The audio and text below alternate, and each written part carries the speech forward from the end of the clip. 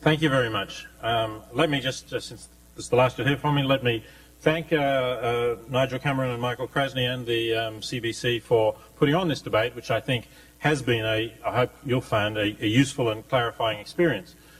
Let me just say, to really sum up, I think Nigel Cameron's position tries to say, well, look, it's just a matter of being human, and that's really what counts with us. And we don't want to get into anything like looking at the kinds of characteristics that beings have. That's a bad way to go.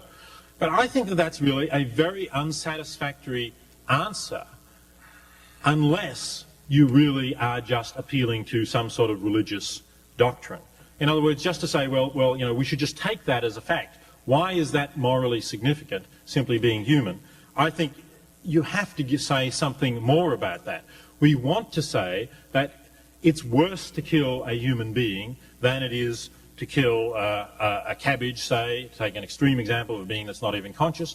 And I certainly say, as I said, I think it's worse to kill a human being than it is to kill a chicken or a fish, which are beings that can suffer pain, but I don't think have the kind of self-awareness that I was talking about. And I think you have to say why. And I don't think you can just say because they're human, because of their human nature, or because they're one of us. Those are question-begging answers.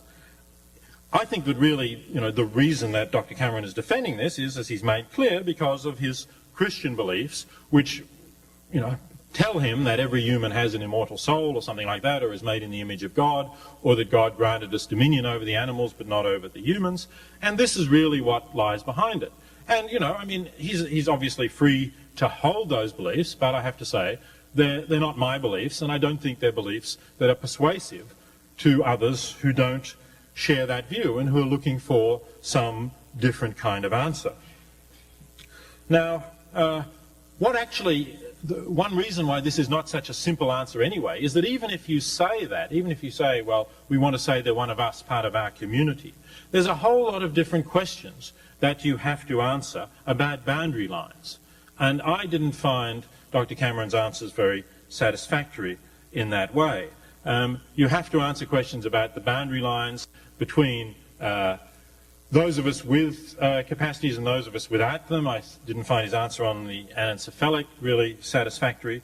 But you have to also say, why is this difference between humans and non-humans so important? What about at the very beginning of life? Does he want to say that it's as wrong to destroy a single-celled embryo as it is to kill one of us? That is, a being with a full awareness of their life and a desire to go on living.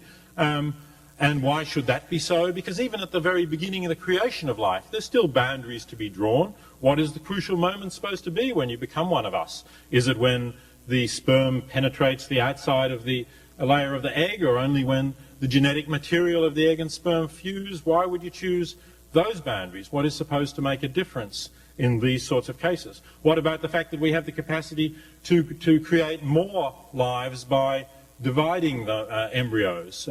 Should we do that? Or by creating new embryos, by taking a nucleus from our own bodies perhaps and implanting it into another one? Does every cell in our body then somehow have the capacity for life, and is that also to become one of us? And then there are these boundaries and decisions about between acts and omissions that I've been talking about. Why should you think that it's required by this idea of human dignity and the wider human community?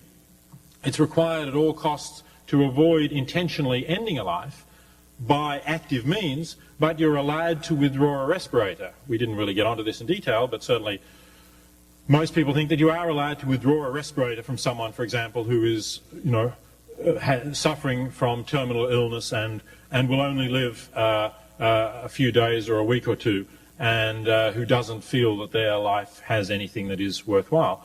Why should that not count as ending a life and is just as contrary to human dignity as actually giving a lethal injection?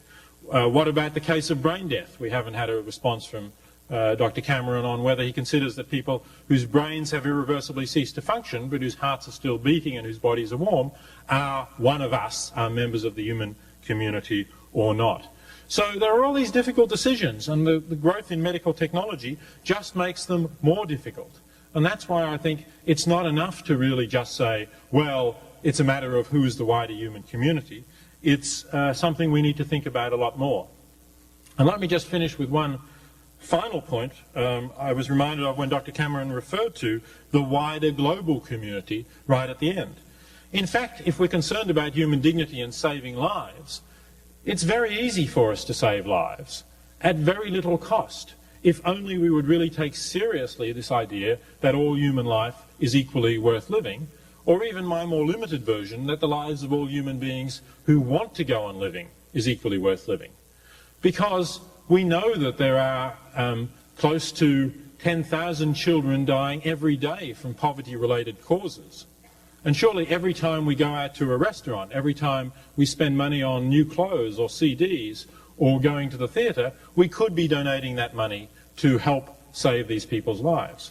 But the very people who are strongly against the idea of allowing, for example, voluntary euthanasia, are generally not to be heard in the forefront of those who are saying we must do a lot more, we must really get serious about addressing these issues and not give the token amount that the United States, for example, gives, the lowest of all the economically developed nations, to foreign aid, which ought to be a matter of national shame that people who are concerned about the dignity of human life should be speaking against. Thank you.